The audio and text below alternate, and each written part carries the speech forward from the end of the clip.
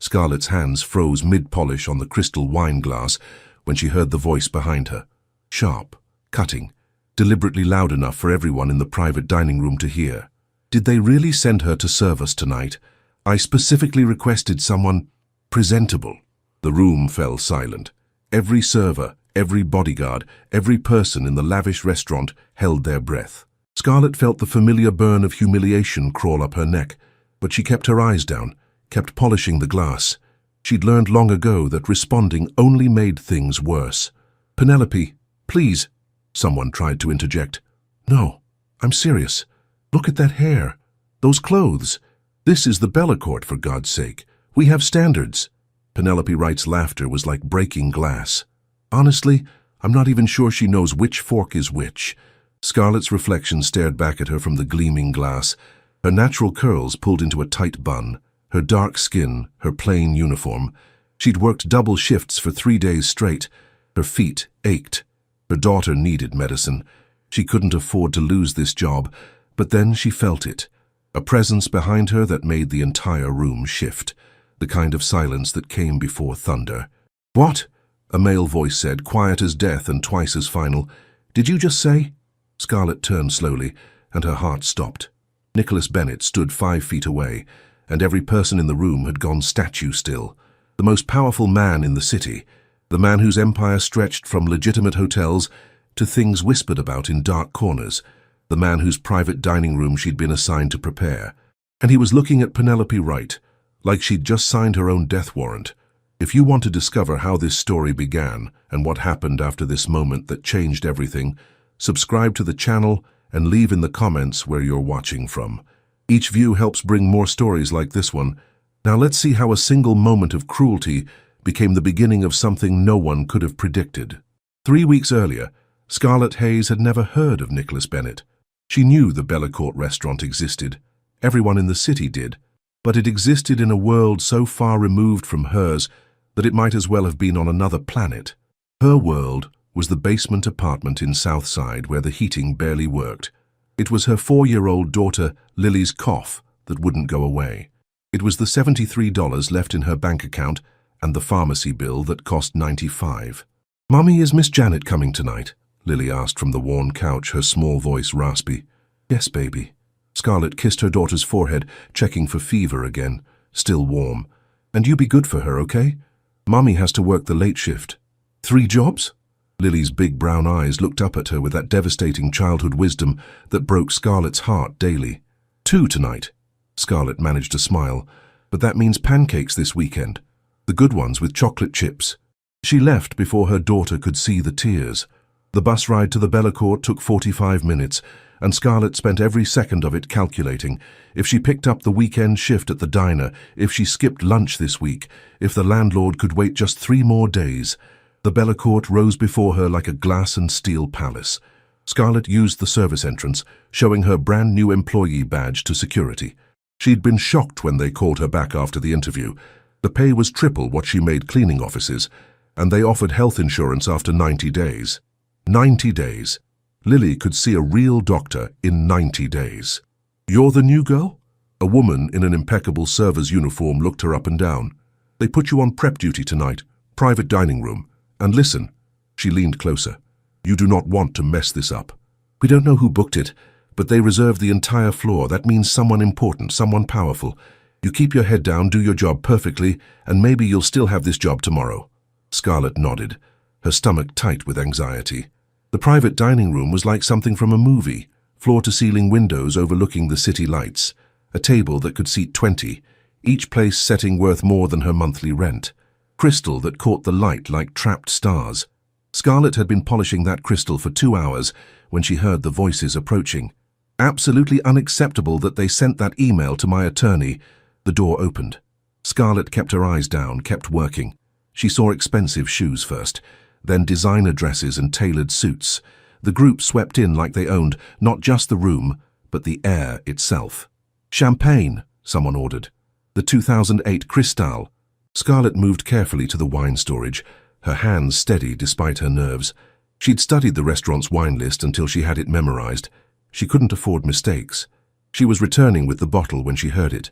"Oh God, They let the help use the same entrance as guests now. How democratic. Scarlett didn't look up. She focused on the champagne bottle, on the ice bucket, on anything but the blonde woman whose voice dripped with disdain. Penelope, honestly, another woman started.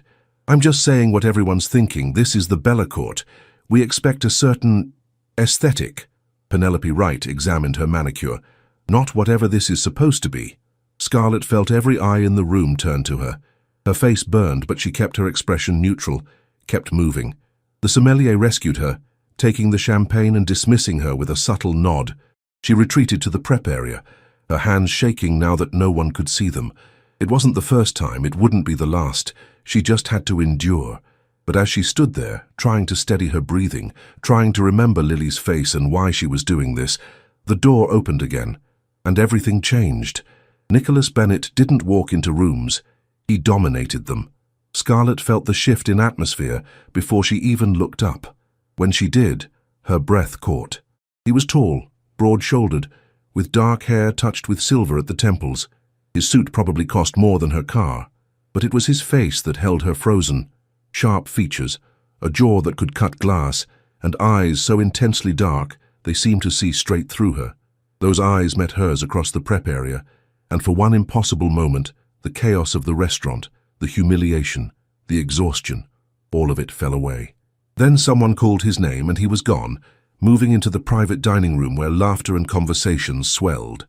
Scarlett released a breath she hadn't known she was holding. Her supervisor appeared, handing her a tray of polished wine glasses. "Take these in, and Scarlett?" The woman's expression was almost sympathetic. "Whatever happens in there, just smile and stay quiet. Some people, they like to feel superior. Let them." Scarlett took the tray, squared her shoulders, and walked back into the lion's den. She didn't know that Nicholas Bennett had paused mid-conversation, his attention caught by a woman with exhausted eyes and a spine of steel. She didn't know that he'd already noticed the way his business associate's wife had spoken to her, or that he was the kind of man who noticed everything. And she certainly didn't know that in 3 weeks, Penelope Wright's cruelty would become the catalyst for a confrontation that would shake the foundations of both their worlds. The dinner service was a masterclass in endurance. Scarlett moved between courses with practiced efficiency, her face a mask of professional courtesy, even as Penelope's comments continued like poison dripped in wine. "I'm surprised they haven't upgraded to a more modern service staff. You know, people who actually fit the ambience." "Penelope, that's enough," a man said uncomfortably. "Oh, relax, Richard. She can't even hear us. Can you, dear?" Penelope's smile was vicious. Scarlett could hear every word, but she'd learned to become invisible, to let insults slide off like water. She served the next course, collected empty plates, stayed silent. What she didn't see was Nicholas Bennett's hand tightening on his wine glass with each comment, his jaw clenched. His eyes tracked every movement, every flinch Scarlett almost managed to hide. He'd built his empire by reading people, by seeing what others missed, and what he saw in the exhausted server with careful hands and wounded dignity made something protective and dangerous unfurl in his chest. "Bennett, you're quiet tonight," someone noted. Nicholas smiled, but it didn't reach his eyes. "Just observing." When Scarlett returned to clear the table before dessert, she finally allowed herself one moment of weakness. Her feet ached so badly she could barely stand. She swayed slightly, catching herself on the back of a chair. "Careful," Penelope's voice cut through the room.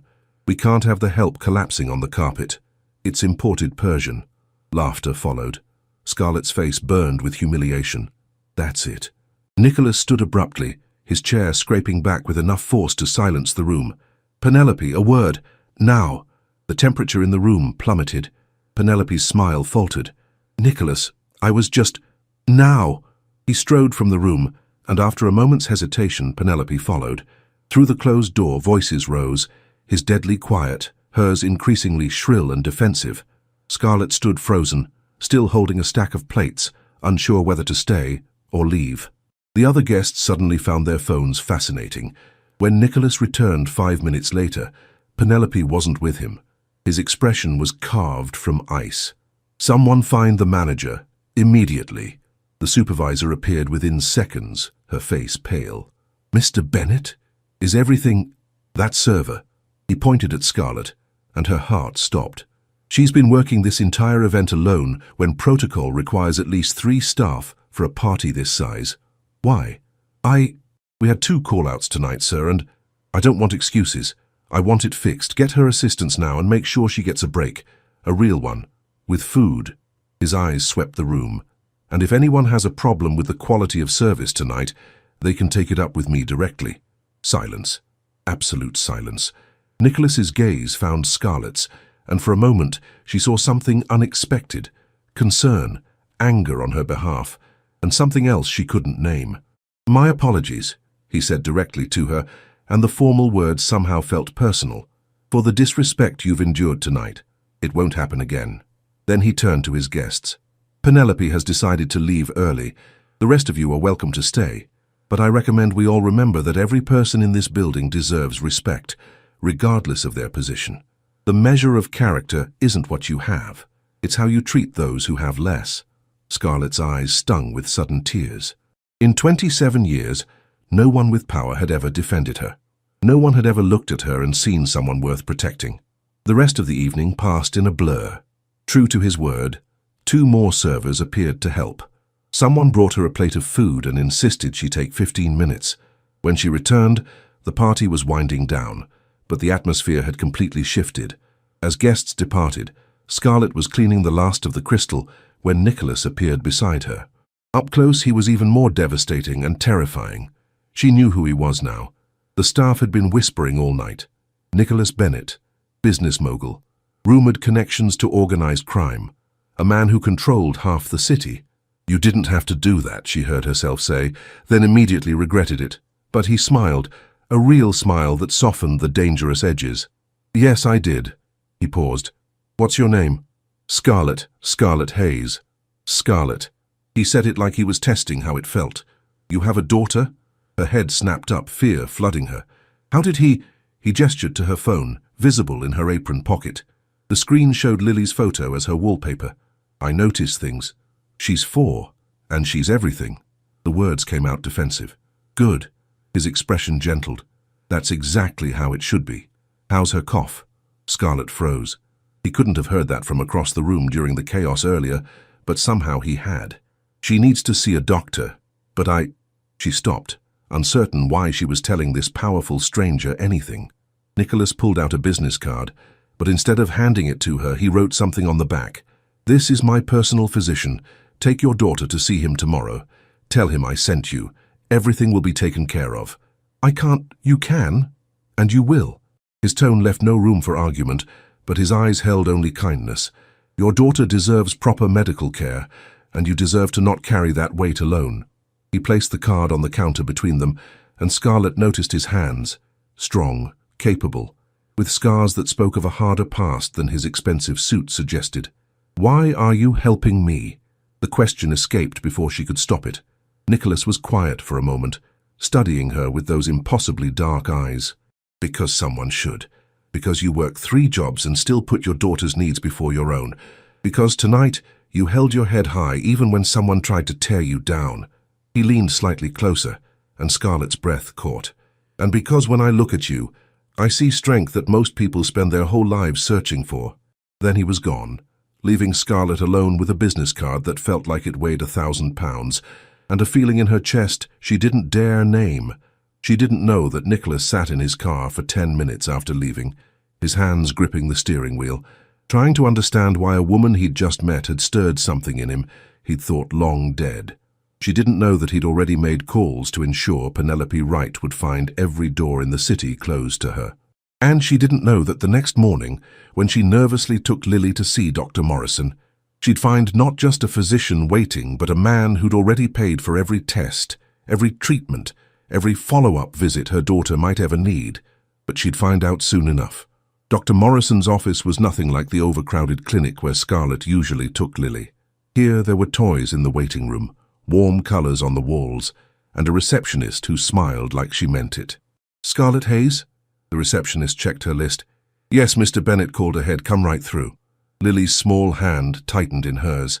"Mummy, the doctor won't give me shots, will he?" "Maybe just one tiny one, baby. But he's going to help make that cough go away." Dr. Morrison was a kind-faced man in his 50s who spoke to Lily directly, not over her head, explaining everything before he did it. The examination was thorough, more thorough than any doctor had ever been with her daughter. After he pulled Scarlett aside, while Lily played with the office's toy medical kit. She has bronchitis, which we can treat effectively. I'm prescribing antibiotics and an inhaler. But Mrs. Hayes, Miss, Scarlett corrected automatically. Miss Hayes, your daughter is also underweight and showing signs of chronic stress. I want to see her back in 2 weeks, and I'd like to start her on some supplements. His expression was gentle but firm. And I need to ask, are you getting enough to eat? Scarlett's face heated. I'm fine. Lily always eats first. That's what I thought. He handed her several prescriptions and a folder thick with information. Nicholas has ensured that all of this is covered. That includes nutritionist consultations and whatever else your family needs. And before you argue, his eyes twinkled, he made it very clear that you would try to refuse, and that I was to tell you that your daughter's health is non-negotiable. Tears burned Scarlett's eyes. I don't understand why he's doing this. I've known Nicholas Bennett for 15 years. He's a complicated man who's built a complicated empire. Dr. Morrison's expression grew serious, but I've also seen him move heaven and earth for people he believes deserve better. Whatever his reasons, I can promise you they're genuine. Scarlett left with medications, appointment cards, and more questions than answers. The pharmacy bill that she'd been dreading? Already paid. The follow-up visits? Scheduled and covered. She tried to call the number on Nicholas's business card 3 times that day, but each time her courage failed. What would she even say? The answer came 2 days later, when she arrived at the Bellacour for her shift. Her supervisor pulled her aside immediately. Mr. Bennett wants to see you in his office now. Fear shot through her. Did I do something wrong? No, honey, just go. Top floor, executive suite. The elevator ride felt like flying. Scarlett had never been above the main restaurant levels. The executive floor was all dark wood, expensive art, and floor-to-ceiling windows with views that made her dizzy. A secretary, polished, professional, and surprisingly warm, led her to double doors. He's expecting you. Nicholas's office was enormous and intimidating. He stood by the windows, phone to his ear, speaking rapid Italian. When he saw her, he concluded the call immediately. Scarlett, thank you for coming. He gestured to a chair. Please, sit. She perched on the edge of a leather chair worth more than everything she owned. Mr. Bennett, I came to thank you for Lily. The doctor said, how is she? Better. The medication is already helping. Scarlett's hands twisted in her lap. But I can't accept all this, the bills, the appointments, it's too much. I'll pay you back, I just need time to… No, she blinked. No, you're not paying me back. Nicholas moved to sit across from her, close enough that she could see the silver threading through his dark hair, the tiny scar above his left eyebrow. Consider it handled. I don't accept charity. It's not charity. It's decency. His voice gentled. Scarlett, you work 3 jobs to support your daughter. You ride the bus 90 minutes each day because you can't afford a car. You skip meals so she can eat. That's not failure, that's heroism. And heroes deserve support, not more struggle. The tears came then, despite her best efforts.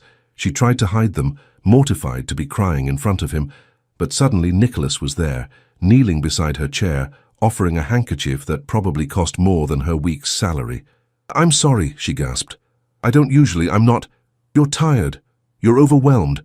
And you're trying to be strong every second of every day. His hand covered hers, warm and solid.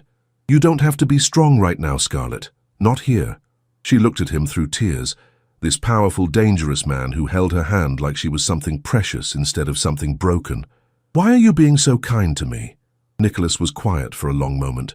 When he spoke, his voice was rough with emotion. My mother cleaned houses, 3 jobs just like you. She worked until her hands bled to keep food on our table. And when she got sick, no one helped. No one cared that she couldn't afford the medicine that might have saved her life. His jaw clenched. I was 16 when I lost her. Too young to help, too powerless to change anything. Scarlett's heart broke for the boy he'd been, seeing echoes of Lily's fear in his story. So when I see someone fighting the same battle, working themselves to exhaustion for a child they love, he met her eyes. I help, because no one helped her. And maybe in some small way, it balances the scales. I'm so sorry, Scarlett whispered. Don't be sorry, just let me help. His thumb brushed across her knuckles, and Scarlett felt the touch all the way to her soul. "And there's something else. I'd like to offer you a different position. My personal assistant just gave notice. She's moving to Seattle with her husband. The job pays 3 times what you make now, with full benefits starting immediately." Scarlett's breath caught. "I don't have experience with—" "You're organized, professional, and hard-working. Everything else can be taught." He smiled slightly.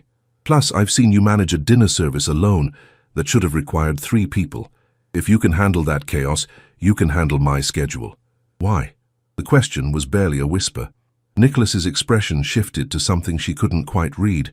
Intensity, yes, but also something vulnerable. "Because I want to see you again. Because every time I've tried to focus on work the past 3 days, I've thought about you instead. Because when you walked into that prep area looking exhausted and still somehow resilient, something in me recognized something in you." Scarlett's heart pounded. "Mr. Bennett." "Nicholas, please." "Nicholas." She breathed his name and watched his eyes darken. "I have a daughter, complicated life. I can't afford complications." "Then we'll keep it simple." But the way he looked at her was anything but simple. "Say yes to the job. Let me help you build something stable for Lily. Everything else—" He stood, putting careful distance between them. "We'll figure out as we go." Scarlett knew this was dangerous. Knew that men like Nicholas Bennett didn't offer jobs to women like her without expectations. Knew that the electricity between them was real and terrifying and could destroy her if she wasn't careful. But she also knew that Lily needed medicine, that their apartment was freezing, that she was so tired her bones ached. "Yes," she whispered. Nicholas's smile was like sunrise. "Good. You start Monday, 9 o'clock. Wear whatever you're comfortable in. We'll handle professional wardrobe later." He returned to his desk, pulling out paperwork. "And Scarlett, your first task as my assistant will be accompanying me to a charity gala next week. It's a major fundraiser, and I need someone who understands what it's like to struggle to help me evaluate which organizations actually make a difference." "A gala?" Panic flared. "I don't have—" "Already handled. My stylist will reach out tomorrow." He glanced up, and his expression softened at her obvious distress. "Breathe, Scarlett. It's just an event. You've survived much worse than a room full of rich people trying to feel important." She laughed despite herself, surprised that he could make her feel lighter even in the middle of her panic. As she left his office, contract in hand and mind reeling, Scarlett didn't see Nicholas watching her go with an expression that would have terrified his enemies. Possession, protection, and something dangerously close to obsession.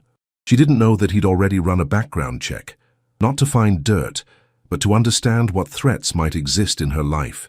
She didn't know that he'd identified Lily's father, a man who'd abandoned them, and had quietly ensured that if he ever tried to return, he'd find nothing but obstacles. And she definitely didn't know that Penelope Wright had just discovered every country club, every restaurant, every social circle she'd once commanded, had suddenly, mysteriously, closed their doors to her. But Scarlett would find out soon, because in 2 weeks, at a charity gala filled with New York's elite, Penelope would make one final devastating mistake, and this time, Nicholas Bennett's reaction would be nuclear. The next 2 weeks passed like a fever dream.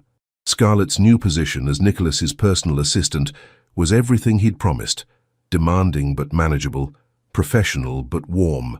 She learned his schedule, his preferences, the way he liked his coffee, black, 2 sugars, despite insisting he took it straight. She also learned that he was nothing like the cold businessman she'd expected. He remembered the names of janitors and CEOs with equal importance. He donated anonymously to causes that mattered. And every evening, without fail, he asked about Lily.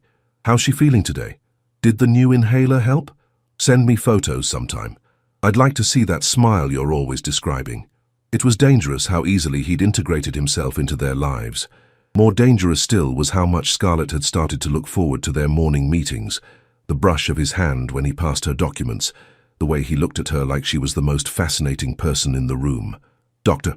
Morrison's follow-up confirmed what Scarlett already knew. Lily was thriving. Color in her cheeks, energy returning, no more waking up to her daughter's coughing fits at 3 a.m. "Whatever you're doing, keep doing it," Dr. Morrison said with a knowing smile. What Scarlett was doing was working 1 job instead of 3, eating regular meals, living in a heated apartment because Nicholas had quietly arranged for her building's heating system to be repaired at no cost to tenants. She was also falling, slowly, terrifyingly, for a man she had no business wanting. The charity gala arrived like a storm on the horizon. Nicholas's stylist transformed Scarlett's tiny apartment into a boutique, bringing dresses that cost more than her old car. "Mr. Bennett said midnight blue," the stylist announced, pulling out a gown that made Scarlett's breath catch. "He said it would match your eyes." And he was right. The dress fit like it had been made for her body, because it had. Scarlett stared at her reflection. Elegant, sophisticated, unrecognizable as the exhausted server who'd polished wine glasses 3 weeks ago. "You look like a princess." Lily clapped from her position on the couch, surrounded by her new books and toys, gifts from Nicholas that appeared regularly despite Scarlett's protests. "Just for one night, baby." Scarlett knelt carefully in the expensive dress. "Miss Janet is going to stay with you, and Mommy will be back before bedtime tomorrow." "Is Mr. Nicholas taking you to the ball?" "It's not a ball, sweetie, it's work. He thinks you're pretty." Lily's 4-year-old wisdom was devastating. "He looks at you like Prince Charming looks at Cinderella in the movie." Before Scarlett could respond, the doorbell rang. Nicholas stood in her hallway and she forgot how to breathe. He wore a tuxedo that should have been illegal, his dark hair perfectly styled, his jaw freshly shaved. But it was his expression when he saw her that made her knees weak, stunned, hungry, reverent. "Scarlett," her name was a prayer, "you're breathtaking. You clean up pretty nice yourself." She tried for humor to cover her nerves. "Mr. Nicholas," Lily bounded over, "you're really taking Mommy to the ball." He knelt, bringing himself to Lily's eye level with the ease of someone comfortable with children. "I am, and I promise to take very good care of her." "Will there be dancing?" "Probably. You have to dance with Mommy then. That's what princes do." Nicholas's eyes met Scarlett's over Lily's head, and something passed between them, acknowledgement of the impossibility, the danger, the want. "Then I'll make sure to ask her, if she says yes." The gala was held at the Plaza Hotel, and Scarlett felt like she'd stepped into another world. Crystal chandeliers, champagne fountains, designer gowns worth more than houses.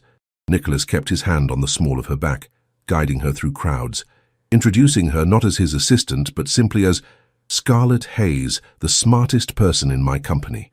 She met CEOs, philanthropists, politicians. Nicholas stayed close, reading her discomfort instantly and extracting them from conversations that made her uncomfortable. "You didn't tell me you were this protective," she murmured during a quiet moment. "You didn't tell me you could make that dress look like it was designed specifically to destroy my self-control," he countered, his voice rough. Heat flooded her cheeks. "Nicholas." "There you are, darling." A familiar voice cut through the crowd like a knife. Penelope Wright materialized before them in a red dress and a malicious smile. 2 weeks of social exile had sharpened her cruelty. "I've been looking everywhere for you, Nicholas. We need to discuss the Metropolitan Board meeting." Her eyes landed on Scarlett, and her expression curdled. "Oh, you brought the help. How progressive of you." Nicholas's entire body went rigid. "Penelope, you need to leave. This is a public event, darling. I have just as much right to be here as your little charity case."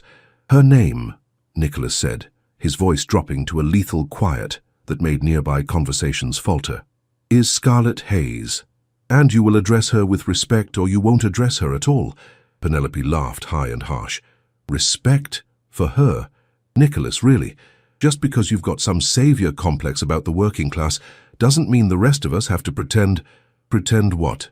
He took a step forward, and Penelope actually backed up. "Pretend that she's not worth 10 of you? Pretend that she doesn't work harder in one day than you have in your entire life? Pretend that I don't see exactly what you are, small, cruel, and desperate to make others feel inferior because you're terrified of your own inadequacy?" The entire ballroom had gone silent. Phones appeared, discreet but present. This would be recorded, shared, everywhere. "You can't speak to me like—" "I just did." Nicholas's voice carried through the space like judgment. "And since you've made it clear you can't behave with basic human decency, let me make something else clear. Scarlett Hayes has more grace, more strength, and more genuine class in her little finger than you have in your entire body. She's brilliant, hard-working, and kind. Everything you pretend to be but will never actually achieve." Penelope's face turned scarlet. "This is absurd. All this over some maid who Who saved my life? The words dropped like bombs. Scarlett's head snapped toward Nicholas, shock written across her face. They'd never discussed anything like that. What was he doing? But Nicholas's eyes held hers, and she saw the truth. He wasn't lying. Maybe not literally, but emotionally, fundamentally. He meant every word. She reminded me, he continued, his voice softening despite the crowd. What matters? What's real? And if you can't see that, if you can't recognize that the measure of a person has nothing to do with their bank account and everything to do with their character, then you're not welcome in any space I control. He turned to Scarlett, his hand finding hers. Dance with me. Nicholas, everyone's watching. Let them watch. He pulled her onto the dance floor as a waltz began, his arms sliding around her waist, holding her close. I'm sorry. I know I said we'd keep things professional, but I won't let anyone speak to you like that again. Scarlett's head spun. They were dancing in front of hundreds of people. Cameras were recording. Tomorrow, this would be everywhere. You just destroyed her socially. I know. You called me brilliant in front of the entire city elite. You are brilliant. Nicholas!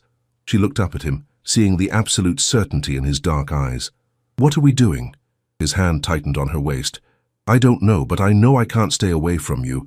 I know that when I wake up, you're my first thought. I know that Lily's laugh has become my favorite sound, even though I've only heard it through your phone. I know that... I'm terrified, Scarlett interrupted, her voice breaking. I'm terrified of how much I want this, want you, because people like you don't end up with people like me. Not really, not in ways that last. Then let me prove you wrong. He pulled her closer, their bodies moving in perfect sync. Let me show you that what I feel isn't about your background or my position. It's about you, your strength, your heart, the way you make me believe in something better than the darkness I've built my empire in. I have a daughter, she whispered. Baggage, complications. You have a beautiful child who deserves a father figure who will protect her the way I'd die to protect you. His jaw clenched. Scarlett, I'm not a good man. I've done things that would horrify you, but with you I want to be better. For you and for Lily, I'd burn down everything I've built and start over. The song ended. The ballroom erupted in whispers and stares. Somewhere, Penelope Wright was leaving in tears and fury, and Scarlett Hayes made a choice that would change everything. She kissed him. Right there, in front of everyone, she rose on her toes and pressed her lips to his. It was soft, brief, terrifying, and perfect. When she pulled back, Nicholas's eyes were dark with promise and possession. You just changed everything, he murmured against her lips. I know, Scarlett breathed. I'm still terrified. Good. So am I. He smiled, and it was beautiful and dangerous. Come on, let's get out of here. I want to meet Lily properly, and I want to start showing you what forever looks like. They left the gala hand in hand, phones tracking their exit, society pages already writing headlines. Penelope Wright's reign officially ended, and neither of them saw the man in the shadows, watching with calculating eyes, a man who knew exactly who Nicholas Bennett was, who Scarlett Hayes had become to him, and how to use that weakness to destroy them both. But that threat was still forming, still distant. For now, there was only Nicholas helping Scarlett into his car, his hand lingering on hers. There was only the drive back to her apartment, filled with comfortable silence and stolen glances. There was only Lily's delighted squeal when they walked in together, and Nicholas's gentle laughter as the 4-year-old insisted he read her a bedtime story. Hannah Scarlett watched this powerful, dangerous man sitting on her daughter's bed, reading about princess warriors with perfect dramatic flair while Lily giggled. She felt something click into place. Fear, yes, but also hope, also possibility, also love. The threat came 3 days later in the form of a manila envelope delivered to Nicholas's office. Scarlett was reviewing his calendar when his entire body went rigid, his face draining of color as he read. Nicholas? She stood immediately. What's wrong? He looked up and she saw something she'd never seen before. Fear. Raw, visceral fear. Photos. Of you and Lily, outside her preschool, at the grocery store. His voice was deadly calm in that way that meant he was barely controlling rage. And a message. Your weakness has been identified. Scarlett's blood turned to ice. Who? Konstantin Volkov. A rival who's been trying to take over my territory for years. Nicholas stood, already pulling out his phone. He's threatening you to get to me. The world tilted. This was real. The danger she'd known existed theoretically was now photographing her daughter. We need to call the police. The police can't touch him. But I can. Nicholas moved to her, his hands framing her face. Listen to me. I'm going to protect you both. I have men already moving into position around your building, around Lily's school. But Scarlett, his jaw clenched, you and Lily need to come stay at my estate. It's the only place I can guarantee your safety. We can't just move into your house. Yes, you can, you will.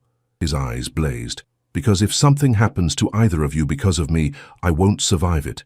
Do you understand? I need you safe. I need her safe. Please, Scarlett, trust me. She saw it then. The truth she'd been dancing around. Nicholas Bennett wasn't falling for her. He'd already fallen. Completely. Irrevocably. Just like she had. Okay, she whispered. Okay. The move happened within hours. Nicholas's security team, professional, efficient, kind to Lily, transported them to an estate that made the word mansion seem inadequate. 20 acres, state-of-the-art security, and enough rooms that Scarlett got lost twice. This is the princess suite, Nicholas told Lily, opening doors to a bedroom that looked like it belonged in a fairy tale. I had it prepared for you. But if you don't like pink, we can change everything. It's perfect. Lily's eyes were enormous. Mommy, look, there's a slide from the bed. Scarlett's throat tightened, watching Nicholas kneel beside her daughter, showing her each feature of the room with patience and care. This wasn't strategy. This wasn't manipulation. This was a man genuinely trying to make a scared little girl feel safe. Your room is next door, he said quietly to Scarlett later. But I'm down the hall if you need anything, and Scarlett, he caught her hand. I know this is overwhelming, I know it's fast, but I meant what I said at the gala. I'm all in. Whatever happens, wherever this goes, I'm yours. Both of you. That night, after Lily finally fell asleep in her princess bed, Scarlett found Nicholas in his office, security feeds on multiple screens, phone pressed to his ear speaking rapid Italian. He ended the call when he saw her. Can't sleep, can you? She moved closer, seeing the exhaustion in his face. When's the last time you slept? I'll sleep when you're safe. His hand found hers, pulling her down to sit beside him. I've got men tracking Volkov's movements. He can't touch you here. That's not what I'm worried about. Scarlett turned his face to hers. Nicholas, you can't protect us every second. You can't stop living your life. Watch me. His intensity stole her breath. Scarlett, do you know what you've become to me? You're not just someone I care about. You're the reason I get up in the morning. You and Lily. You're what I think about when I make decisions, when I negotiate deals, when I decide what kind of man I want to be. You've changed everything. I'm scared, she admitted. Not of Volkov, of this, of how much I feel for you. Because if something happens, nothing will happen. He kissed her palm, soft and reverent. I promise you, Scarlett Hayes, I will spend every day of my life making sure you and your daughter are safe, happy, and loved beyond measure. Love? The word caught in her throat. Love. He said it firmly, surely. I'm in love with you. Have been since I saw you polishing crystal with exhausted hands and a spine of steel, and I'm completely gone for that little girl down the hall who asked me if dragons are real, and when I said no, told me I clearly wasn't looking hard enough. Scarlett laughed through tears. That sounds like her. She's perfect, you're perfect. Nicholas pulled her into his lap, holding her like she was precious. And I know I'm not the safe choice. I know my world is dangerous, but I swear to you, I will do everything in my power to give you both the life you deserve. I love you too, Scarlett whispered against his neck. I'm terrified, but I love you. They stayed like that, wrapped in each other, until security alerts started blinking on the screens. Nicholas tensed immediately. What? Breach attempt, west perimeter. He was already moving, phone in hand. Stay here. Lock the door. Do not open it for anyone but me. Nicholas, but he was gone. And Scarlett was left with pounding heart and paralyzing fear. She checked on Lily, still sleeping peacefully, unaware of the danger circling, then returned to pace Nicholas's office. 20 minutes felt like hours. When the door finally opened, Nicholas stood there, suit torn, knuckles bleeding, but alive. Whole. Scarlett crashed into him, checking for injuries, hands shaking. Are you hurt? What happened? Volkov's men. We stopped them. His arms came around her, holding tight. It's over, Scarlett. We have Volkov in custody. He's facing charges that will keep him locked up for life. The FBI's been building a case. I just gave them the final piece they needed." "It's really over?" "It's really over." He tipped her face up and she saw the truth in his eyes. "You're safe. Lily's safe. And now," his smile was tentative, hopeful, "now we get to figure out what normal looks like. If you still want that, with me." Scarlett kissed him, fierce, claiming, sure. When she pulled back, she was smiling through tears. "I want everything. With you. Always." The next morning, Lily woke to find Nicholas making pancakes in the massive kitchen, her mother laughing beside him, and declared that this was exactly like a fairy tale, but better because there's chocolate chips. And Scarlett, watching Nicholas flip pancakes while discussing dragon habitats with complete seriousness with her 4-year-old, felt the weight she'd been carrying for years finally lift. This was real. This was theirs. And it was just the beginning. 3 years later, Scarlett stood in the garden of their home. No longer Nicholas's estate, but theirs, transformed by her touches into something warm and welcoming, watching Lily chase butterflies with her little brother. "She's gotten faster," Nicholas said, sliding his arms around her from behind, his chin resting on her shoulder. "He's determined to catch her."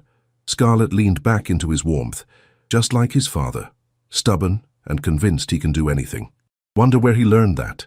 Nicholas's hand moved to her stomach, where a new life was just beginning to make itself known. "How are you feeling?"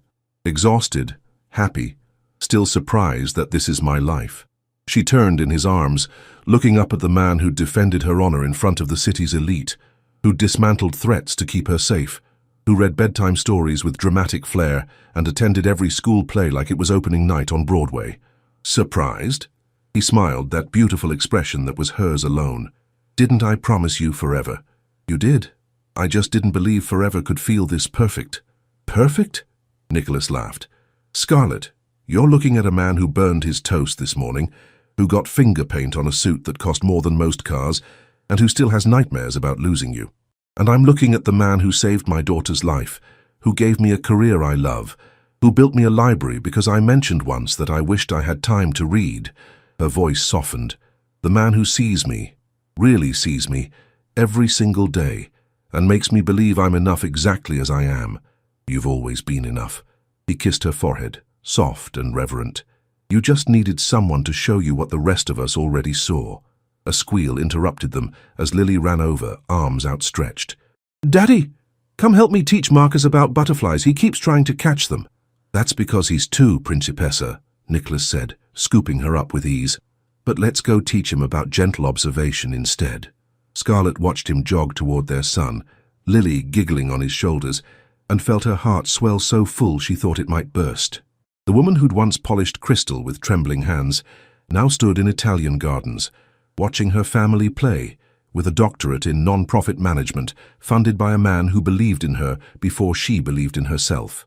The server who'd endured cruelty with quiet dignity now ran the Bennett Foundation, directing millions toward causes that helped women like she'd been, single mothers fighting impossible odds. And Penelope Wright. Last Scarlett heard, she was living quietly in Connecticut, far from the social circles she'd once commanded, her influence and cruelty nothing but distant memory. Justice, Scarlett had learned, wasn't always obvious, but it was always present when good men chose to act. "Mommy," Lily called, "come see. Daddy says this butterfly is a monarch and they fly all the way to Mexico." Scarlett joined her family on the grass, Nicholas's hand finding hers immediately, their children between them, the future stretching out bright and certain. From the maid insulted by an arrogant woman to the wife of the most powerful man in the city, from survival to thriving, from invisible to cherished. It hadn't been a fairy tale.